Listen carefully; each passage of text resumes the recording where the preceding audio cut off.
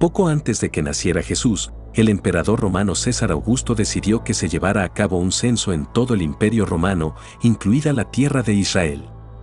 Se exigió a las personas que regresaran a sus hogares ancestrales para registrarse.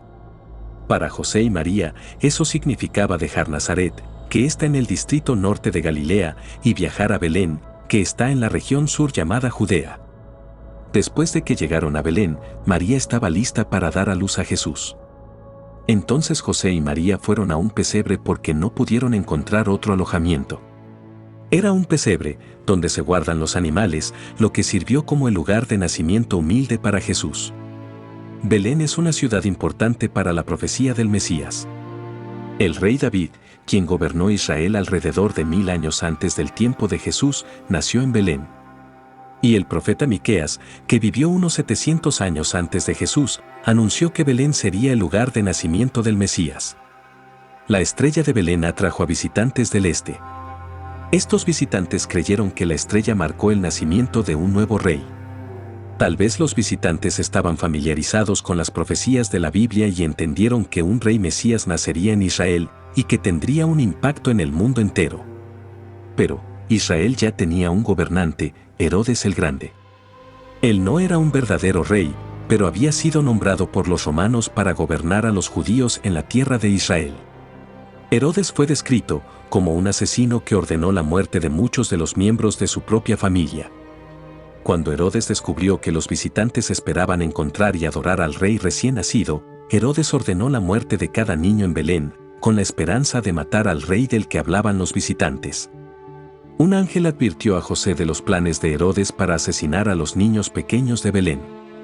Así que José y María llevaron al niño Jesús a Egipto y vivieron allí hasta que Herodes murió. En la antigüedad, el pueblo de Israel a veces buscaba refugio en Egipto, incluyendo a Jacob y sus hijos, quienes dejaron la tierra de Israel durante un tiempo de hambruna. Después de la muerte de Herodes, José, María y Jesús regresaron a la tierra de Israel. José temía volver a Belén porque la ciudad está cerca de Jerusalén, donde Herodes Arquelao, el hijo de Herodes, entonces reinaba como rey. José llevó a su familia al distrito norte de Galilea, a un pequeño pueblo llamado Nazaret. Este pueblo oscuro se convirtió en la ciudad natal de Jesús, donde creció y se hizo adulto. Cuando Jesús tenía 12 años de edad, él, su madre María y su padrastro José viajaron a Jerusalén para celebrar la fiesta anual de la Pascua. Cuando la fiesta terminó, María y José se separaron de Jesús y lo buscaron. Jesús había ido al templo de Dios y había conversado con la gente de allí. La gente se sorprendió por su profunda comprensión y por su conocimiento. Cuando María encontró a Jesús en el templo, Jesús le dijo, ¿por qué me buscabas? ¿No sabías que tenía que estar en la casa de mi padre?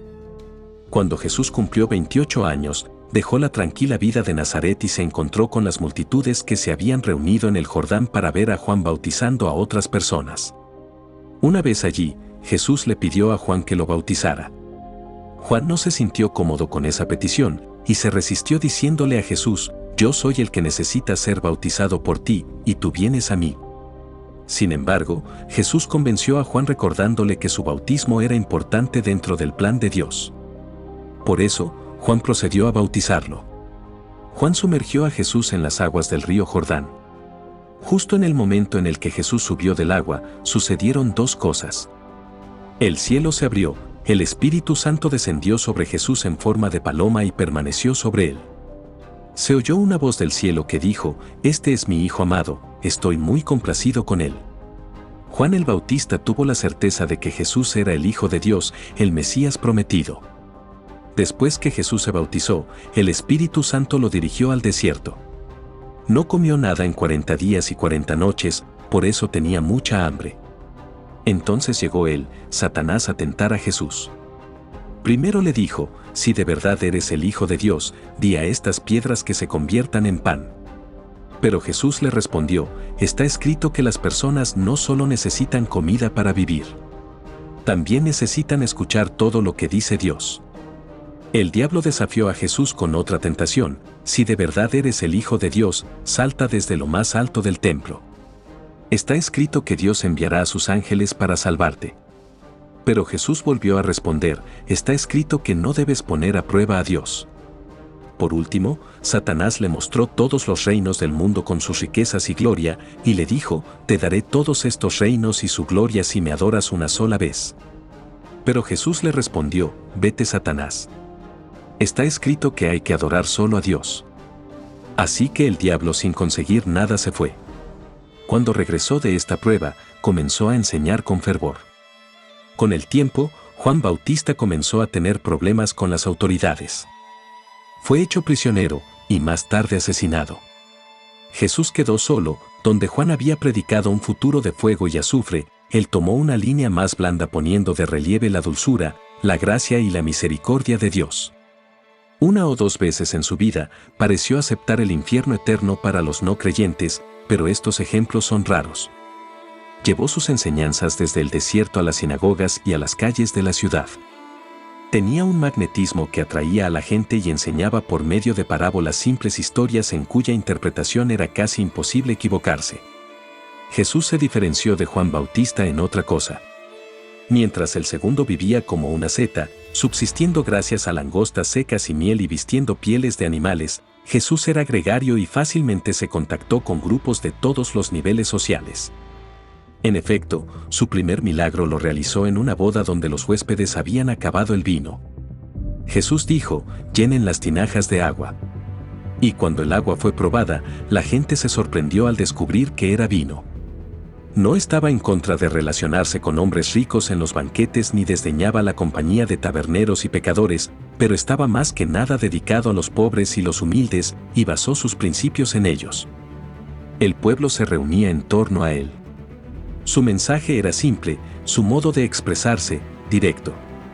Se convirtió rápidamente en un elemento predicador en la sociedad.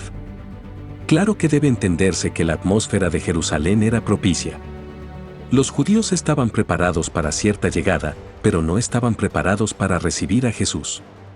Los romanos, que a la sazón constituían el gobierno de ocupación, estaban intranquilos por la inestabilidad creciente del pueblo. A pesar de que los invasores romanos no estaban considerados como opresores, se daba la oposición de dos sistemas ampliamente diferentes. Para ellos el Estado era lo primero que consideraban, mientras que para los judíos, Dios y los aspectos espirituales de la vida eran más importantes. Además, los judíos estaban fragmentados en grupos seculares de diferentes grados de ortodoxia. En conclusión, la escena era caótica. Primeramente Jesús fue visto más como un Mesías político que espiritual. La multitud lo aclamaba como el rey de Israel, que había sido enviado para derrocar a los romanos y llevar a la cumbre a Judea.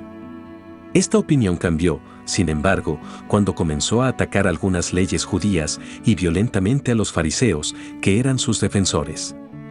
Luego se convencieron aún más de que él era, en verdad, el Mesías, y cuando abiertamente lo proclamó, su suerte ya estaba echada. La aprensión de sus adversarios creció porque su reputación se difundió gracias a los milagros y curas que realizaba. Una cosa fue tornar el agua en vino, pero algo más fue resucitar a Lázaro. Rápidamente se hizo evidente tanto para los romanos como para el Sanedrín, el más alto consejo eclesiástico judío, que debían llegar a un acuerdo con este hombre. Si le permitimos seguir de este modo, todos creerán en él, y los romanos vendrán y destruirán nuestro lugar santo y nuestra nación. Y el sumo sacerdote continúa, ustedes no conocen nada. No entienden que es conveniente que un hombre muera por el pueblo y que toda la nación no se eche a perder. Desde esta época, el Sanedrín trabajó para acabar con él de una manera legal. Cuando Jesús tenía ya 30 años, se dio a conocer el aviso de que quien conociera su paradero debería notificarlo a las autoridades para poderlo aprehender. Pero él decidió que el periodo de Pascua sería el más apropiado para el final que le estaba reservado y permaneció retirado. Una semana antes de esta fecha inició su retorno a Jerusalén y en este camino dirigió su marcha a la cima del Monte de los Olivos.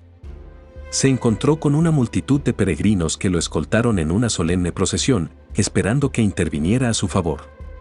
Cuando llegó a la ciudad, pasó varios días predicando y curando personas en el templo, pero no fue arrestado inmediatamente porque las autoridades querían evitar un incidente mayor.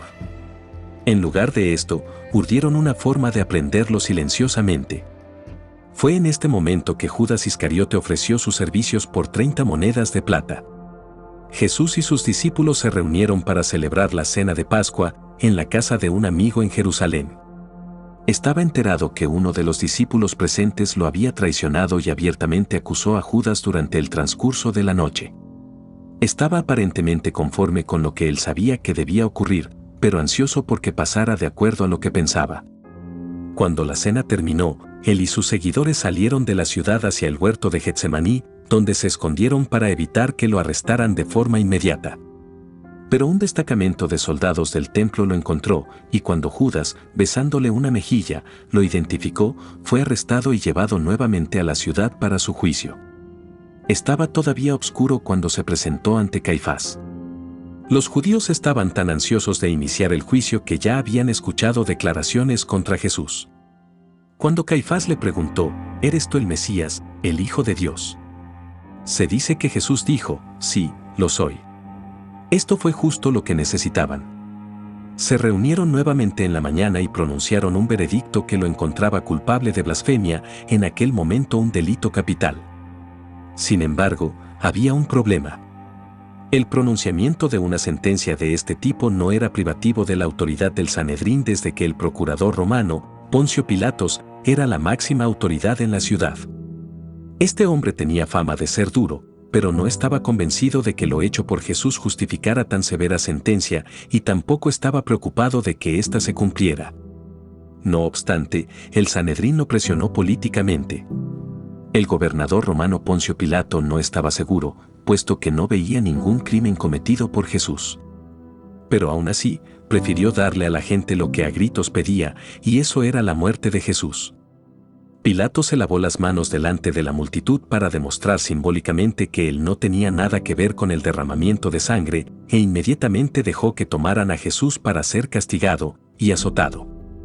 Hicieron una corona de espinas y se la pusieron en la cabeza. Se rieron de él. Dijeron, «He aquí el rey de los judíos». Mucha gente siguió a los soldados mientras llevaban a Jesús a un cerro cerca de Jerusalén. Lo obligaron a cargar su propia cruz. Le clavaron las manos y los pies a la cruz y la levantaron. También crucificaron a otros 2 hombres que eran ladrones. Jesús oró y le pidió a Dios que perdonara a los soldados que lo habían crucificado, porque ellos no sabían que Él era el Salvador. María, la madre de Jesús, estaba de pie cerca de la cruz. El apóstol Juan también estaba allí. Jesús le pidió a Juan que cuidara de su madre, y Juan se la llevó a su casa, así cumpliendo la última voluntad de su maestro. La tierra quedó cubierta de obscuridad. Jesús sufrió en la cruz por muchas horas. Finalmente, su espíritu dejó su cuerpo, y murió. Cuando murió, hubo un terremoto que rompió grandes rocas en pedazos, y un templo se partió en 2. Los soldados romanos sintieron miedo. Muchos de los que habían dudado y se habían burlado de Jesús comenzaron a decir que podría tratarse del Hijo de Dios. No obstante, los líderes religiosos esperaban dar por terminada la historia de Jesús, para lo cual pusieron guardias junto a su sepulcro. Así pretendían evitar que alguien robase el cuerpo y afirmase que Jesús había resucitado. A pesar de esta medida, sus discípulos afirmaron que al tercer día de su muerte que Jesús ya no estaba en su tumba. Los testigos de la resurrección se contaban por centenares. Después de 3 días en la tumba, Jesús se apareció a María Magdalena, a Pedro, a 2 discípulos que se dirigían a Emaús, a 500 personas en una montaña de Galilea, a los 11 apóstoles que quedaban, y a otras personas en diferentes ocasiones antes de su ascensión a los cielos. Judas se colgó después de traicionar a Jesús. No pudo con la culpa. Lo que resulta innegable es que todas estas personas creían que lo que habían visto no era un espíritu o alguien que hubiese resucitado en la tumba, sino al verdadero Jesús resucitado. En un principio, incluso los discípulos se mostraban escépticos. Sin embargo, si no hubiesen creído realmente lo que habían visto con sus ojos, escuchado con sus oídos y tocado con sus manos, no habrían arriesgado sus vidas para propagar el mensaje evangélico, sobre todo entre sus hostiles contemporáneos, que podían discutir sus palabras. La orden para la evangelización, conocida como la Gran Misión, la recibieron los discípulos de Jesús inmediatamente antes de su ascensión. Jesús dijo, «Id, pues, adoctrinad a todos los pueblos, bautizadlos en el nombre del Padre, y del Hijo, y del Espíritu Santo». y enseñadles a observar todas las cosas que yo os he mandado. Y estad ciertos que yo estaré continuamente con vosotros hasta la consumación de los siglos. Armado con esta exhortación, el fortalecido grupo se puso en marcha para convertirse en testigo de todo lo que sus componentes habían visto y oído.